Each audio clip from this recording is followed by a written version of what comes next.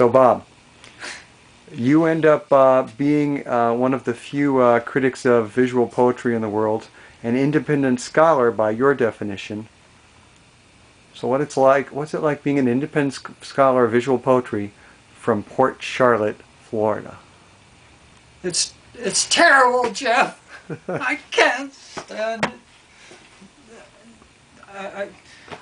Nobody appreciates me, and you're the first person in the 30 years that I've been doing this who's asked me about it.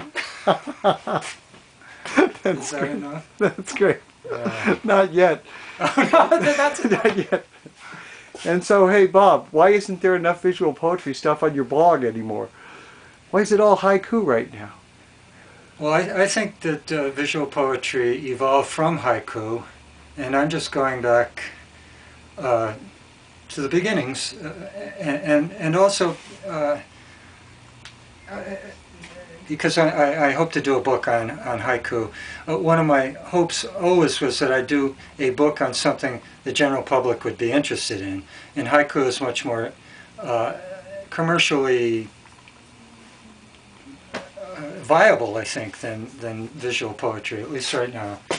So I'm hoping to become the world's greatest haiku critic, so that then some publisher will want to do a book of my criticism on visual poetry. Okay. So one last question. So when you say that haiku You said this is only going to last a minute and a half. Sorry, haiku poetry. If you're saying that haiku is the source of visual poetry, you mean contemporary visual poetry? Because it wouldn't be the source of visual poetry, you know. I'm not saying it's a source, but an inspirational origin kind of thing. The idea of compactness and focusing on an image. It would be a verbalized image, but I think the same kind of thinking which led people to do haiku led many of the same people to go into visual poetry.